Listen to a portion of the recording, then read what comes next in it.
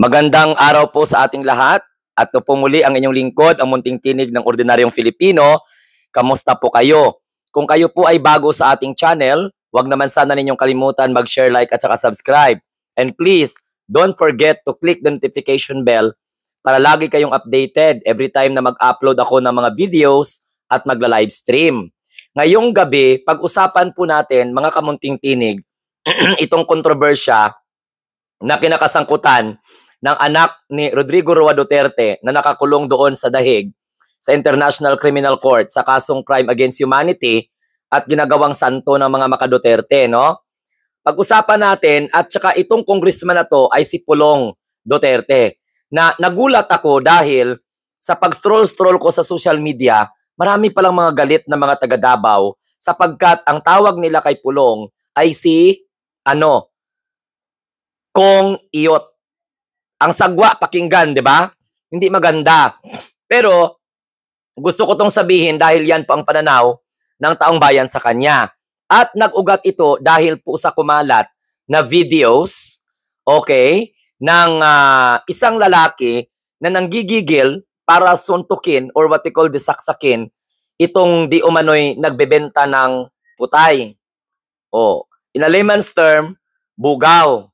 So kung bugaw ka, ang ginabenta mo, babae, no, mga mababa ang lipad. Hindi ko maintindihan kung paano makalipad ang mga babae, wala namang pakpak yun. Basta, ang pangalan dyan, ang tawag ko dyan sa mga babae na ginabenta, alpot, burikat, no, mga igat, no, kiringking. Ang sagwa man sabihin na si Magdalena kasi baka mamaya may kaibigan kayo na Magdalena, di ba? So, ayun, mga babae lang na nagsiservisyo ng panandaliang aliw. So, yan ay trabaho ng isang businessman, ang mag-supply ng putay kay Pulong, na kung saan ay ginapamigay niya sa kanyang mga security guard, kaya nga nagalit siya dahil ang kanyang isang security guard ay hindi nakatikim ng giti. No? So, yun lang, pakinggan natin yung interview ni Kap Nino Barsaga, kaibigan natin yan. Hello Kap, Nino Barsaga. Kunin ko muna yung video mo Kap ha, I love you. Maraming salamat. Bala kung hindi ka pamayag, basta gamitin ko itong reference kasi yung iba ko naman kasi ng mga subscribers, idol ka. So gusto ko makita ito ng ating mga subscribers, yung interview mo kay Criston Moreno na pinagbabantaan ni Pulong Duterte alias Kong Iyot ayon po sa mga taga Davao na galit sa kanya. Kasi hindi man pala Tagalaga, lahat ng mga taga Davao ay gusto itong si Pulong Duterte. So, doon natin makikita sa video at maraming mga tanong. Bakit po sa DOJ? Bakit hindi po sa Korte ng Davao nag-file? Sabi po ng mga DDS, ito pa ay tanim na naman ng Marcos administration para madiin si Pulong. Ayon po yan sa statement nga ni Sara Duterte may saltik din, no? Parang isinisisi niya sa gobyerno itong lumabas na mga tanim ebidensya daw laban kay Pulong. So to make it the story short, para hindi ko na patatagalin pa, ipaparinig ko ang palitan ng kuro-kuro at kwento, okay? At ang pagsagot sa bawat katanungan ni Kap Nino Barsaga dito po kay Criston Moreno na siyang nagbinta ng putay doon po kay Pulong Duterte. Okay? So sige, banat. Ng gabi po at salamat pinayagan mo akong makadalaw po sa iyo. Sir, okay na po ba magpakilala po kayo? Ako si Sean Patria, 37 years old, galing ng Davao City. Okay. Sir, ito po ang unang katanungan ko po sa inyo. Ano ba ang pinagmulan ng problemang may nagsasabi na tungkol sa bayad daw sa kinuha nilang babae? Parang na-trigger kasi siya that time, dalawang beses siya na-trigger. Yung una, yung mga bodyguard niya, binigyan niya ng babae, tapos nakulang yung isa. Then, after that, bayad-bayad na lahat, parang yung isang babae doon, 1K lang binigay. Ganito, 8 a.m. kami 8 p.m. kami nag-start up to 3 a.m. Di ba, medyo mahaba yung oras na naginuman kami. Pero binigay sa kanya 1K lang. Doon biglang nag-iyak yung babae na bakit daw 1K lang yung binigay. Yun. Okay. Then doon nag-start, medyo nagalit siya sa akin. Sa akin siya gumalit, hindi yun sa babae. Okay po. Sir, pangalawang tanong ko po, may mga vlogger ng Duterte Camp na nagsasabi na gawa-gawa lang daw ang video para sirain si Pulong. Kini-question nila yung walang audio. Paano nila masabi na gawa-gawa na hindi man natin yung bar? Then sabay kami that time pumasok ng bar galing sa bahay galing sa Woodridge to bar. Then yun, sabay kami up to nalasing siya. Then binugbog niya ako sa baba. Okay. Almost 2 hours niya ako binugbog doon. Buti na lang, buti na lang may CCTV din. Yun. Pero nakita niya yung CCTV kaya medyo naputol yung CCTV. Opo. Nung time na binugbog po kayo na sinasabi nyo, tinatanggal niya ba yung CCTV?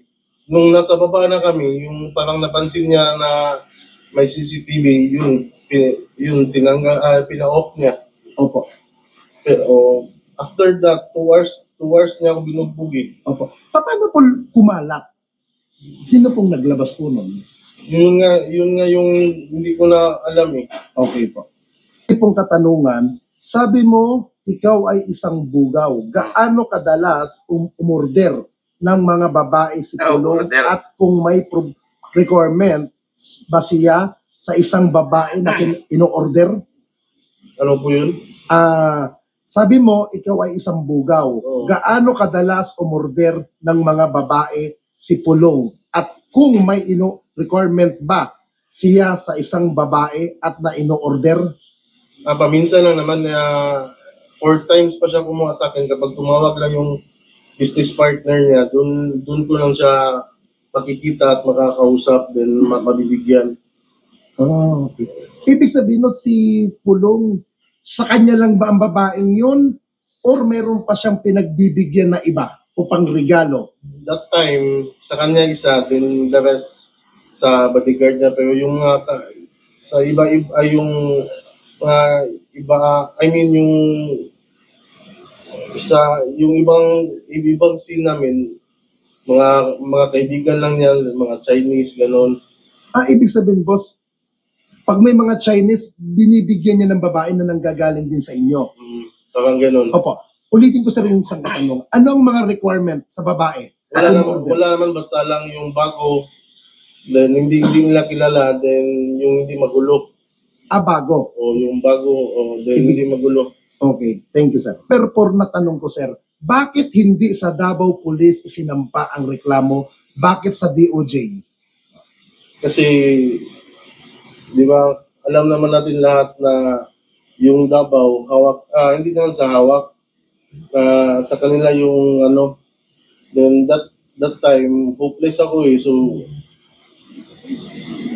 yung ko lang, kaya sa DOJ na lang ako lumapit. Opo. Kaya kasi kung sa Davao ko lumapit, baka mamali yung tao na malapitan ko ba, baka maano agad sa kanya. Opo. Ibig sabihin nyo, nababahala ka rin sa seguridad nyo sa Davao. Kasi syempre nga, mayor yung kapatid, siya congressman doon, tapos vice president, at lehitimong taga doon sila. Pero wala naman ako against sa kanila. I mean, for Duterte din ako, wala akong against sa tatay niya, sa kapatid niya na babae. That time lang talaga na ginawa niya sa akin na yung pagbugbog na almost 2 hours. Opo. Then pinalakpan niya yung bar. Okay, boss.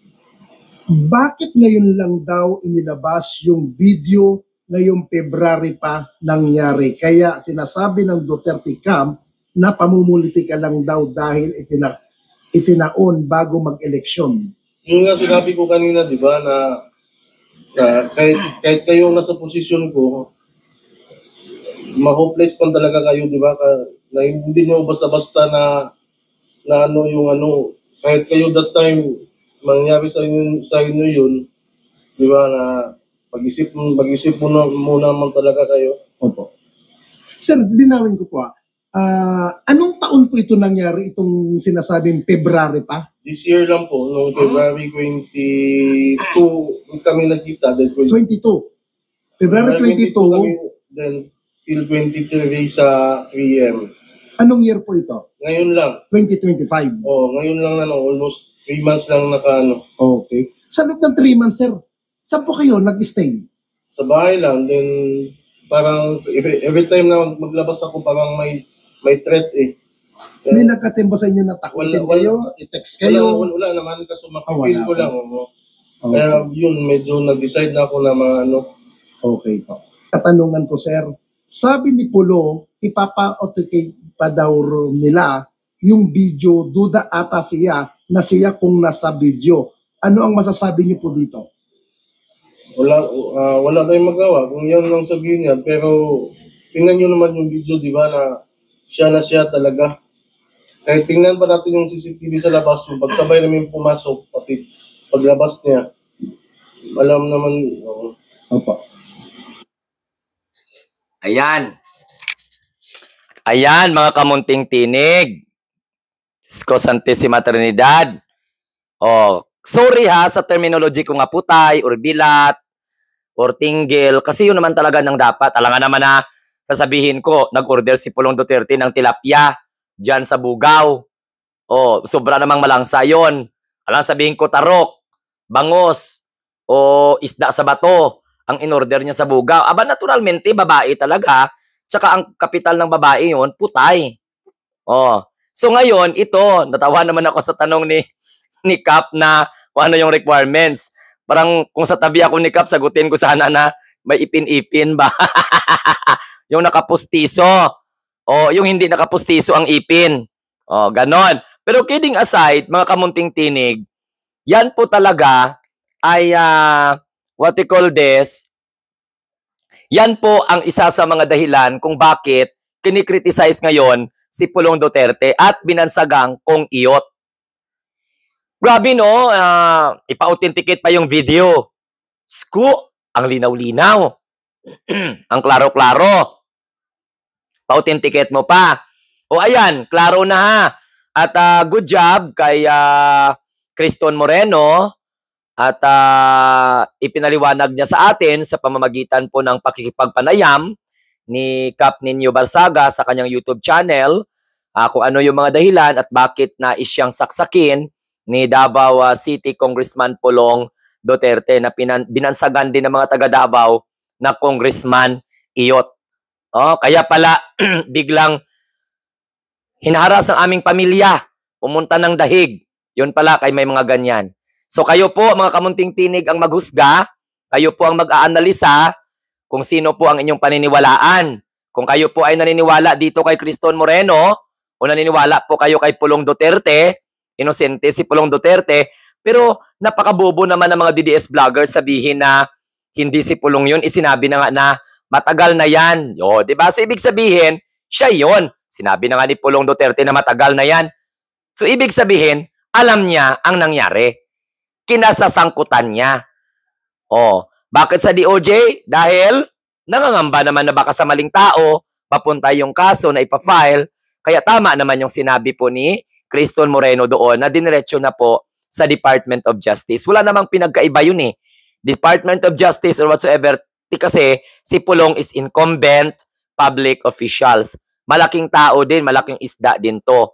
Okay? So basta klaro-klaro na pwede namang pakiusapan. Pero sana all nag-order. Grabe no, basta mga mayayaman, katulad nila, kadali lang mag-order sang putay. Pero nagrereklamo ang mga supporter na mahal ang bugas, barato ang putay.